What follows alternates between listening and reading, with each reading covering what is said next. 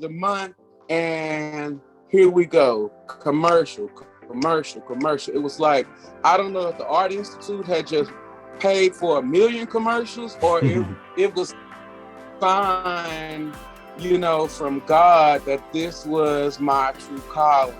And I just answered it.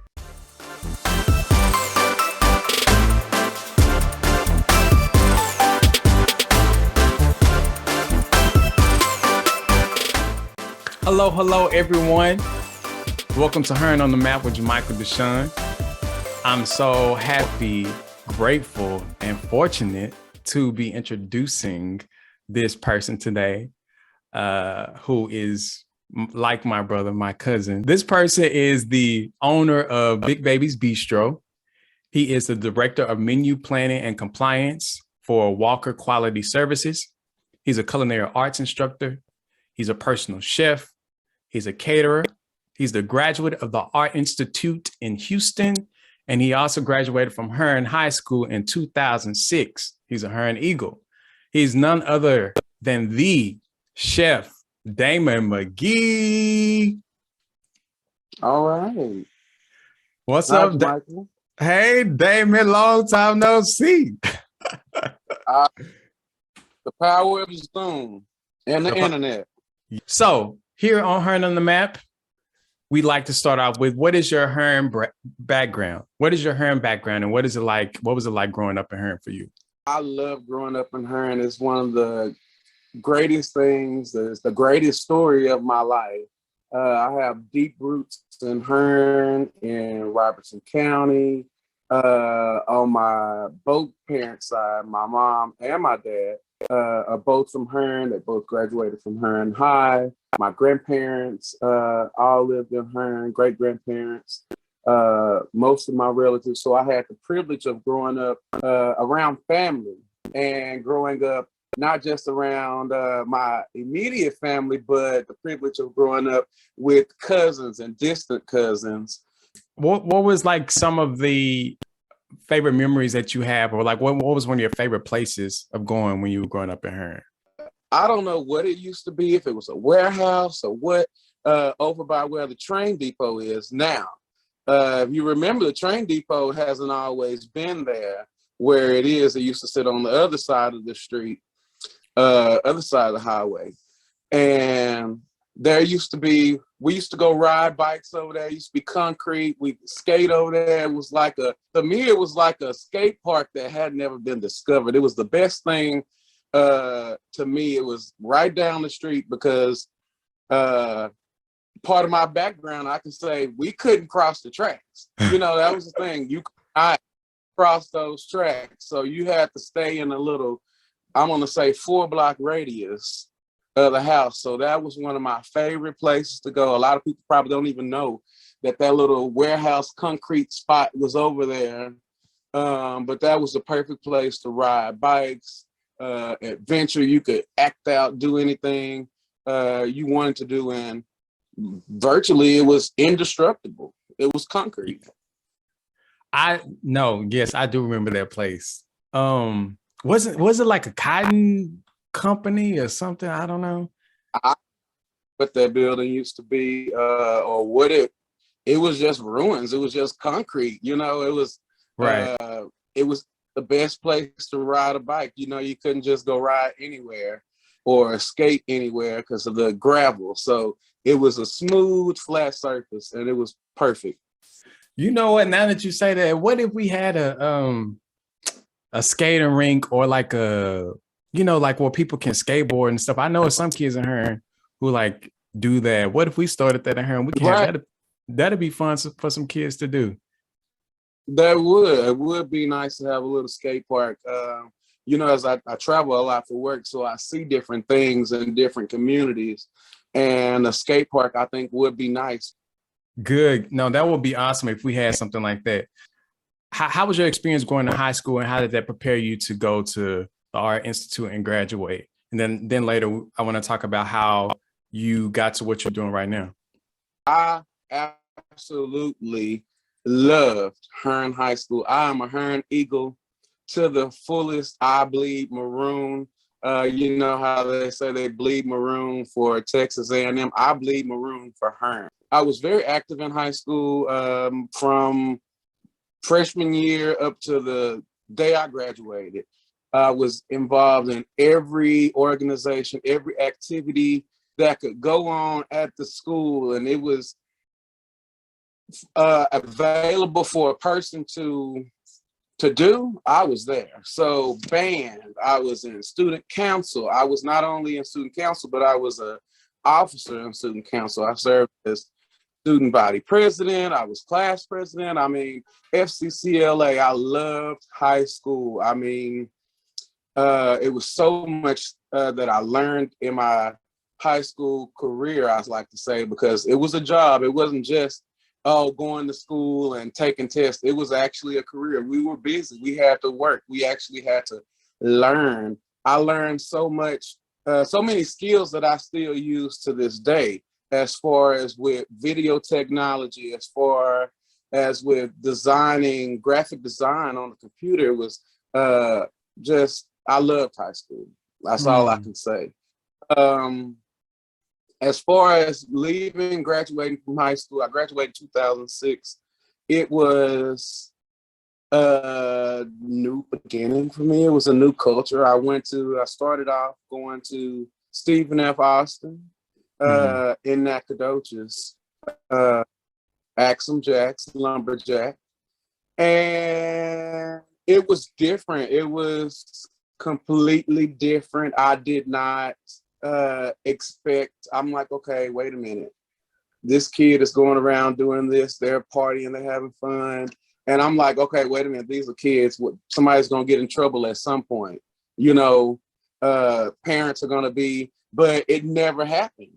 It never happened. And that was different for me because I'm used to, and if adults see you doing something wrong, they're going to stop you and correct you right then. So now I had to kind of transition from the child mind state to more of an adult mind state to say, hey, I'm 18 now, so you're no longer a kid. So that was a little different because I grew up so much, you know, yes, you're a young adult, but with my background, you're a young adult. However, there's still certain levels of respect that you have to keep, not only at home, but in public setting. From there, I decided, you know, it was more of a, not just me, it was a collective decision from our decision, grandparents' decision, and my mom's decision that I was having too much fun at Stephen F. Austin, and I went to Sam Houston State University, and I absolutely hated it. It's my mom's alma mater. Great school. I just did not like it. It was not for me. And while there, I was really involved with church. I've always been involved in choir and church, so I got involved in singing and things, and I never did feel like I was where I was supposed to be. So I just kept, I always cooked. I always cooked for people. I've been cooking since I could remember. I'm gonna say 9-10 years old. I've been cooking. You cook for me. I love food. I love to eat a lot.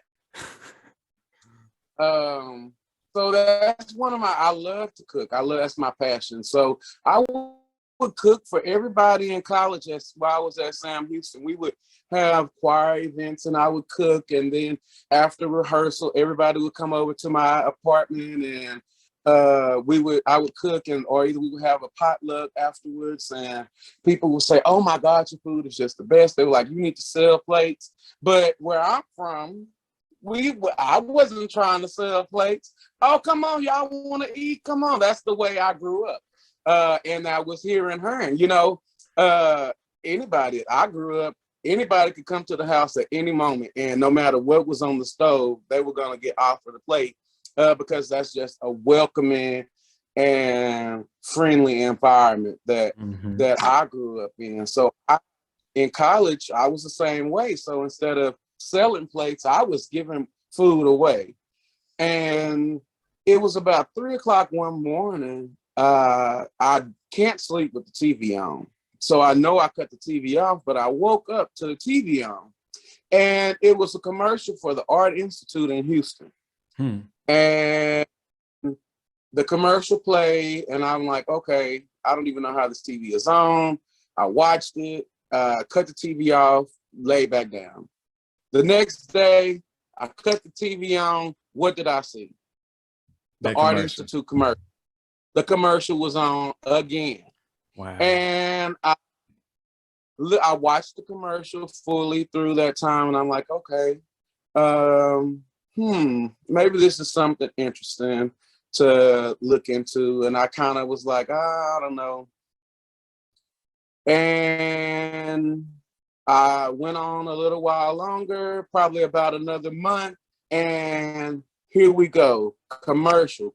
It was like, I don't know if the Art Institute had just paid for 1 million commercials, or it was signed, from God that this was my true calling. And I just answered it. So I did more research and I prayed about it. I can tell you from Jump Street, I know you can probably remember, some people were supportive of the decision and some weren't. However, I felt like that was truly right. I'm not one to believe coincidence. So I knew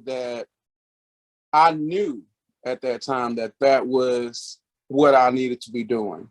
And I went to culinary school, and here I am 15 years later from that.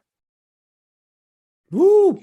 So that's a story. I feel like you broke down so many different parts about trusting the process, listening, answering to the call that you felt, going against what others may have wanted for you and listening to what you thought and God wanted for you. That's good. And also you always bring it back to, the community that supported you and the loving environment that we had growing up in. Well, all of my whole journey from high school to college and through to now, it was really a journey of finding myself in that, to know that, I can make decisions for myself. As I started with, I got to college and I didn't realize that, you could say, shut up in a setting and it just be okay. And people didn't do anything about it. Or you could curse in a setting and it was just okay.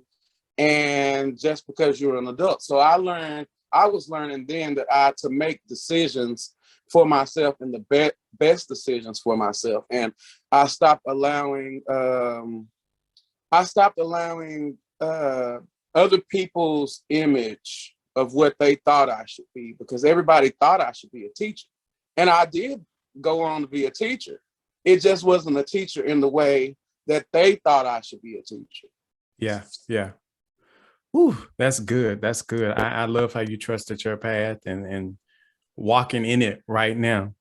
So you are a man of many hats. You had so many parts where you have allowed your career to evolve. I know you went from being a personal chef. You also are working with Walker Quality Services. Right now, you've been working with them for a while. You've also been a culinary arts instructor at a school. You cater and so many different things. And right now you own Baby Cajun Bistro, which has been on people's mind in the Robeson County community over this past year and this year. Can you tell us more about what led you to Baby? What is Baby Cajun Bistro? While in culinary school, I had a chef that was an instructor. And there was this family that wanted a personal chef. And she said, oh, yes, I have a student that is has roots from Louisiana. And I was like, I don't have no roots. I'm from Hearne. My folks Hearne. Right. So where did she get this from? So she told this to this family, and I'm like, oh my gosh. She was like, I really just wanted you to be their personal chef because I believe they would love you because they have 2 kids, and I think you'll be great. And I'm like, I know nothing really about Cajun food. I know nothing about that. So I had a week before I had to prepare, and it was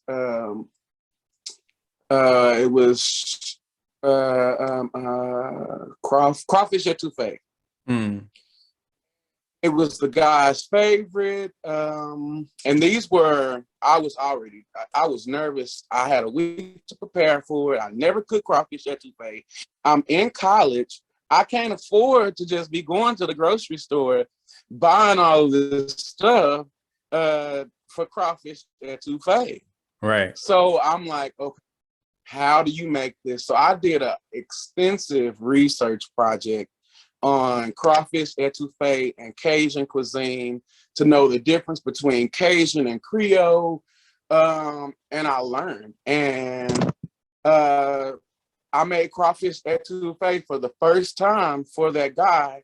And he said it was the best that he had ever eaten in his life. He said, and he started crying. It made him remember the etouffee that his stepdad made as a child. And from that, I got the job. So because of the culinary teacher telling a little white lie, saying that I had Cajun background and all of that, that is what sparked Big Baby's Cajun right then. And that was when I was in culinary school. That is what sparked that idea, sparked the knowledge. It sparked everything with the Cajun roots and influence. And as I've done a little history, I do have ancestors from Louisiana. So it wasn't a full lie. It was just a little bitty one.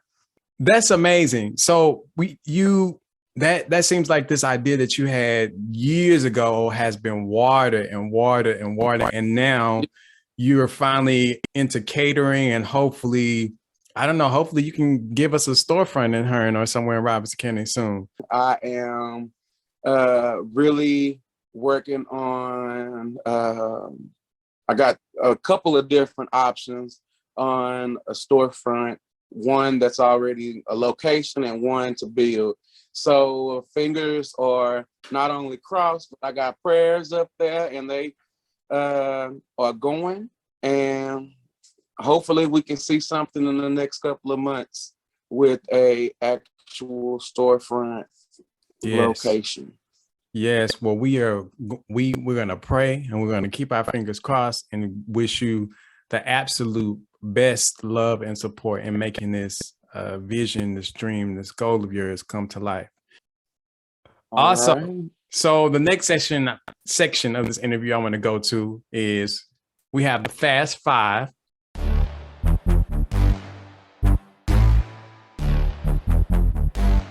The Fast Five is a series of questions that I didn't tell you what they are before this moment. You can answer them in whatever way that you like. It's quick, short, and sweet, and fun.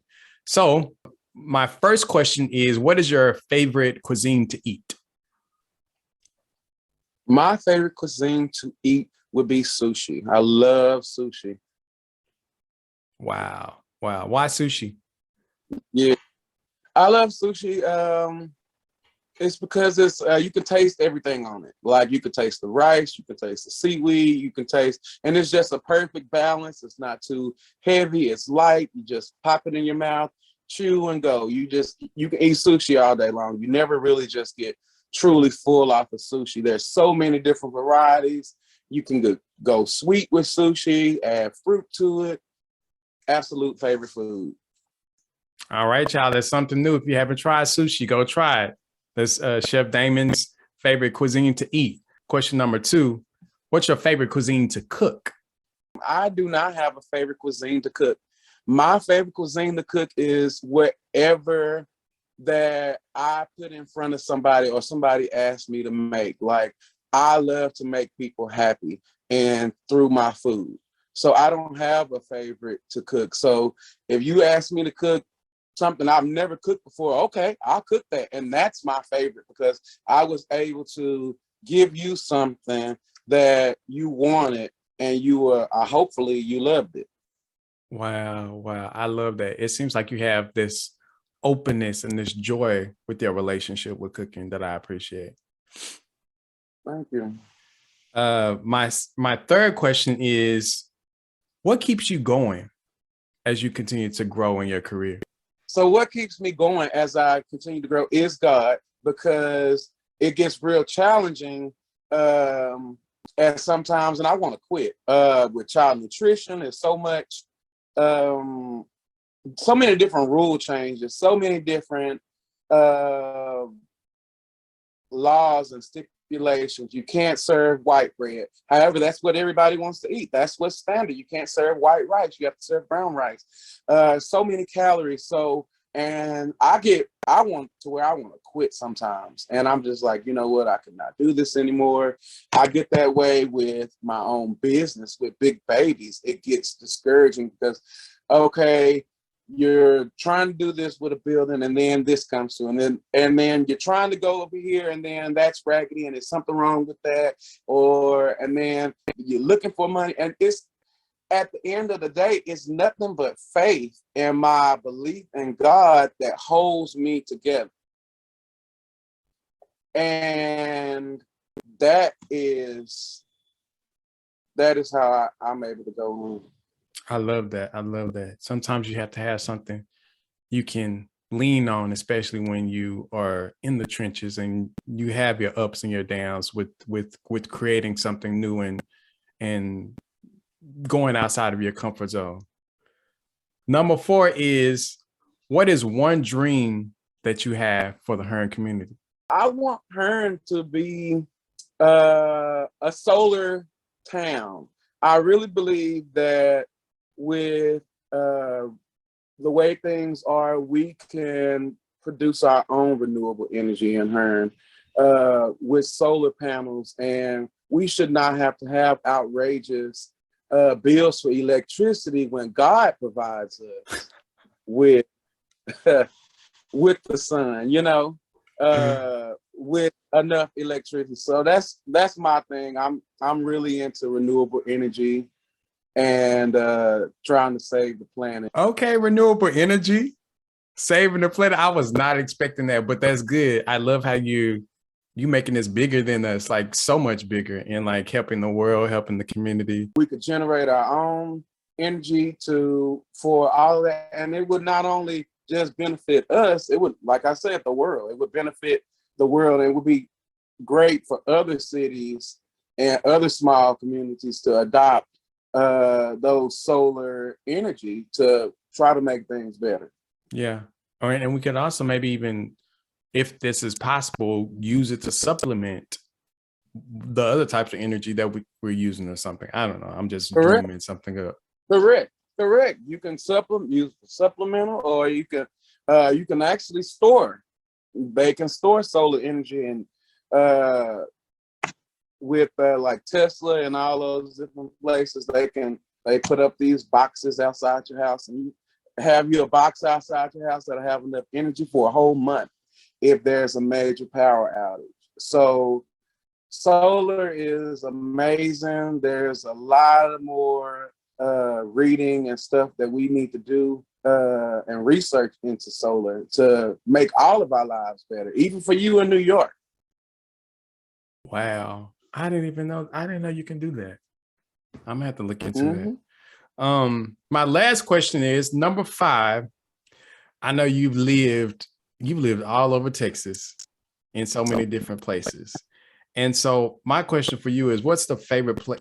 And you've also traveled while you've been living in these different places, especially like when you lived on the Gulf of Mexico and those areas. What's the favorite place that you've traveled to and why? Oh, my favorite place in Texas. Yes, in Texas. Because I feel like there's so many nooks and corners of Texas, things you can do, places you can eat. I personally want to travel around Texas because I just never, there's so many places I haven't gone to. And I know you, I would see you, what, deep sea fishing or something? I don't know, go fishing in different places, Oh go to yeah, the deep beach. sea. Yeah. Yes. So my favorite place in Texas to travel would be everywhere. I like you just said, I love going everywhere. I wanna, if there was a way for me able to stop at every last city, I would. My favorite place in Texas is Texas. Like I love Texas. In Texas, you can get every last ecosystem. Like we got a desert, we got a forest, we've got island and tropical, subtropical weather. We've got everything that we need right here in Texas. So my favorite place to travel in Texas would be the whole state. Like I love it. I Okay. mean, I do. Texas through and through, holding it down for Texas. I'm a Texan. I eat my beans out of a big brown jar with a little bit of pepper and a little bit of salt. You remember that? I don't know what that is. That was East Side. That was East Side. They'll get it. Look, they'll get it. They'll get it. Oh, okay. I'm a Texas star. I eat my beans from a big brown jar with a little bit of pepper and a little bit of salt.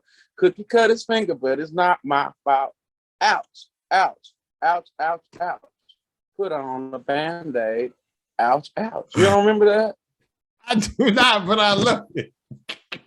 I was not expecting that. Lord, thank you. Y'all must have sung that. Y'all sung that at East Side? I love Texas. East Side. That was Texas history. March the 2nd is Texas Independence Day. I love Texas. I love Texas. I do. I love Hearne, Texas. Come on, Hearne. Well, that's a perfect. I always tell. Yes. That's a perfect segue to the last question I want to ask you is if you can give one shout out to one person that you also think is putting Hearne on the map that could still be living in Hearne or living in other parts of the world, who would that person be? I received a video that's supposedly gone viral, I see. So I'm going to shout out Miss Joyce Richardson, who is like an aunt to me. And she has always, been a part of my life since I can remember. And she's always doing stuff in the community. She's always with my grandmother, no matter what. I know my grandmother can depend on her, no matter what. If she needs anything, and I know I can depend on her, if I need anything. And she's just a wonderful lady, wonderful spirit. And I'm shouting out Miss Joyce Richardson. Yes. Shout out to Miss Joyce Richardson. I think she just went viral on TikTok today. But the thing is about Miss Joyce Richardson, she is a spirit-led. She believes in God. She also serves in the community. She's a part of the Chums Club, which is an organization that has always supported the Hearne community with events and scholarships. Right. A group of women. I remember growing up, they'd have meetings talking about things and wanting to know what kids are doing. Once a month. She decorates. She loves her family. She's always bearing gifts in whatever way it is through her presence, or she's like giving you something. So shout out to Miss Joyce Richardson. Some oil, she gonna make sure you smell good. She makes sure I smell good. Yeah, all the time. She got some oils as well. All right, Damon, my cousin Maggie, or Damon. Let me call you by your name, Chef Damon McGee. Chef Damon, Chef D, Mac, Chef D. And I go by so many names. Chef D, Chef Big Baby. Thank you so much for being here. Thank you for having me. Yes. Also, how can we learn more about your work or follow your work? Do you have a Facebook page? I have a Facebook page. You can look me up as Damon McGee, or you can look up my Facebook page as Big Baby's Cajun Bistro on Facebook as well. I'm working on a website right now. It should be up and running hopefully in the next month. Fingers are crossed and prayers are up. So Big Baby's Cajun Bistro on Facebook. Look me up. I'm there. I can do any event. I'm getting ready to do a event for the Hearne Chamber of Commerce right now, Hawaiian Luau. So hit me up if you want to contact me. I will be your caterer or your personal chef.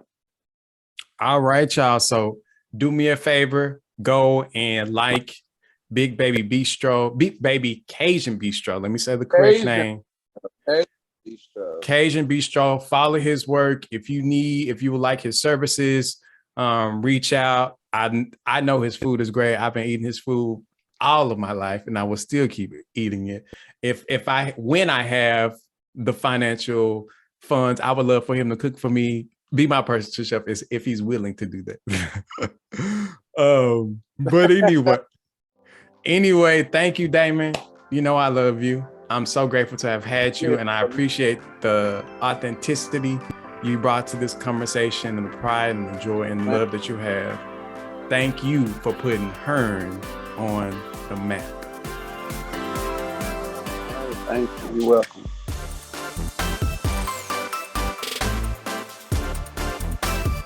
Hey, y'all. Thank you so much for watching Hearne on the Map. I hope you enjoyed it. If there was something that you liked in the video, if you can do me a favor, write a comment below. Let me know one thing that you liked. Also, go ahead and subscribe if you like to, and share it on your favorite social media platform. I appreciate it. Hearne on the Map.